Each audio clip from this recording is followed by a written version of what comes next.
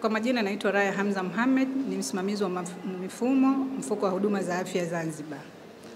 Tupo leo hapa katika ukumbi wa Ummy Mwalimu Conference Hall Muhimbili kwa lengo la kuwajengea uwezo watoa huduma kwa mikoa ya Dar es Salaam, namna gani na utaratibu unaotumika katika kuwapatia huduma wanachama wa ZHSF wanapokuja kupata huduma Tanzania bara.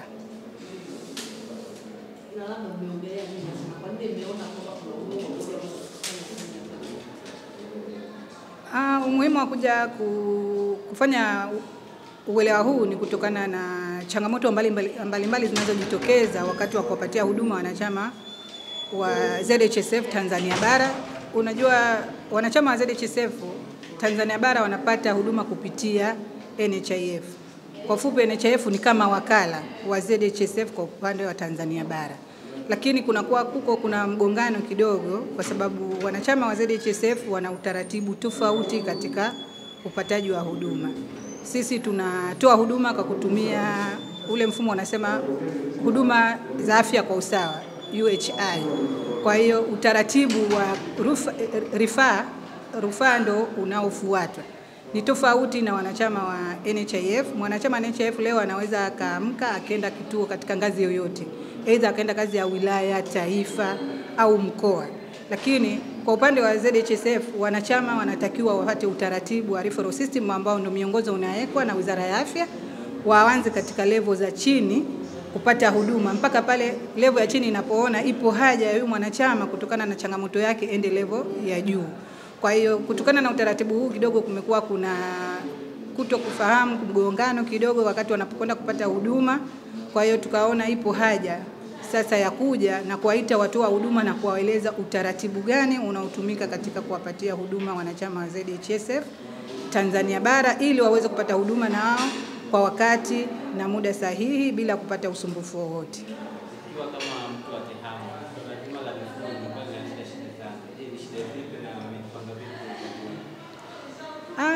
Ni kweli TEHAMA imekuwa ikileta changamoto katika kuliendea jambo hili, lakini pande zote tatu, watoa huduma, NHIF na ZHSF tunafanya kazi kwa karibu sana kuhakikisha hizi changamoto zinatatuliwa.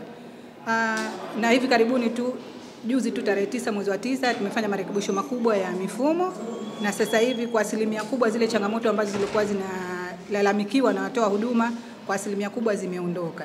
Lakini hatujaishia hapo, bado tunaendelea kushirikiana na kuhakikisha sasa wanachama wa ZHSF, si wa ZHSF hata NHIF wanapata huduma katika mifumo na kuhakikisha huduma zinapatikana kwa wakati bila ya usumbufu wowote.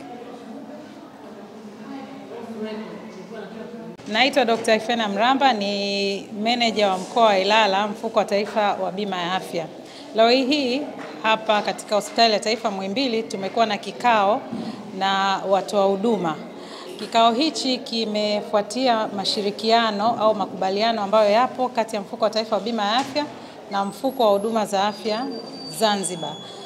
Taasisi hizi mbili ziliingia makubaliano ambayo yamewezesha wanachama wa mfuko wa huduma za afya Zanzibar kutibiwa katika vituo vilivyopo Tanzania bara. Taasisi hizi baada ya kuingia hayo makubaliano ziliwezesha kwa kupitia mifumo ya TEHAMA na kwa kuzingatia taratibu na miongozo ya taasisi hizi kuwawezesha wanachama hao kutopata changamoto katika huduma. Na leo hii tumekaa na wadau wetu muhimu ambao ni watoa huduma ili kuwapa uelewa na ujuzi na kuwajengea uwezo zaidi kwa maana ya ufahamu nini kinachotakiwa kufanyika katika kuwezesha wanachama hao kupata huduma za afya katika vituo hivi wanavyokuwepo Tanzania bara. Mengi yamezungumzwa, lakini cha msingi zaidi pongezi zimetolewa kwa sababu sio mara ya kwanza tumekuwa na elimu hii. Tumepanga kuwa na vikao kila robo mwaka kwa watoa huduma. Kwa hiyo tulifanya vikao hapo mwanzo na changamoto zilikuwa nyingi zaidi, lakini hivi sasa wengi wamekiri changamoto zimepungua, lakini maboresho lazima yawepo kwa sababu pia mfuko wa huduma za afya Zanzibar umeongeza kundi jipya la wanufaika ambao sasa tumeenda kuwaelezea wanufaika hawa wa sekta isiyo rasmi watahudumiwaje wakiwa katika vituo vya Tanzania bara. Taasisi hizi mbili, Mfuko wa Taifa wa Bima ya Afya na Mfuko wa Huduma za Afya Zanzibar, ziliingia makubaliano mwaka jana mwezi wa 6, lakini huduma zilianza tarehe 1 Julai mwaka 2024, na lengo kuu lilikuwa kuwawezesha Watanzania ambao ni wanachama wa Mfuko wa Huduma za Afya Zanzibar kupata huduma wakiwa katika vituo ambavyo vipo Tanzania bara, na hasa katika kuhakikisha wanapata huduma bora. Ndio maana tumeendelea kufanya uelimishaji kwa watoa huduma, lakini uelimishaji kwa watumishi pia wa mfuko au wa taasisi hizi mbili, ili wote tuwe na uelewa pamoja, na kadri maboresho yanavyofanyika elimu hizi zimepangwa kuwa ni endelevu. Lingamoyo Mohamed Habibu, mimi ni afisa msimamizi wa huduma za afya katika hospitali ya Shirih Ndumandari.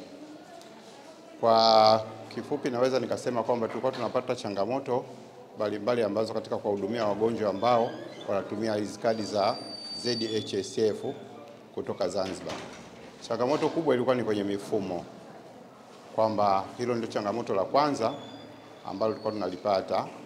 Sasa kwa kupitia semina hii nafikiri kuna hizi changamoto zingine watakuwa tumeweza kuzitatua na zingine wataenda kuzifanyia kazi kuzitatua. Kwa hiyo tutaweza sasa kuwahudumia wagonjwa kwa ufasaha na kwa haraka zaidi. Kwanza kabisa niweze kupongeza wadau wetu watoa huduma kwa kuweza kuitikia wito wetu juu ya kuweza kujenga uelewa kwa upande wa mkataba ambao tuliingia na NHIF Tanzania bara, na hii ni katika kukusudia kutekeleza azma ya upatikanaji wa huduma bora za afya kwa wananchi wote wa Tanzania. Na hii nataraji uelewa huu ambao wamejengewa utaweza kwenda kuendeleza kuboresha na kuimarisha huduma za afya kwa wanachama wote wa Zanzibar kupitia Tanzania bara katika vituo ambavyo vimesajiliwa na NHIF. Asante. Na nipende kuwaambia kwamba changamoto zote ambazo zimejitokeza tumezipokea, na mapendekezo yote, maoni ambayo yametolewa tumepokea na tunaenda kuyafanyia kazi. Changamoto hizi zitaendelea kupunguzwa kadri ambavyo tutakuwa tunawasiliana nao, na niahidi kuwaambia kuwa kutakuwa na kikao cha mrejesho kutafuta na kutoa mrejesho juu ya kuimarisha huduma hizi za afya zenye ubora na endelevu. Asante. Naitwa Dr. Habiba Sultani Mbwana, mkurugenzi idara ya udhibiti ubora wa huduma za afya ZHSF.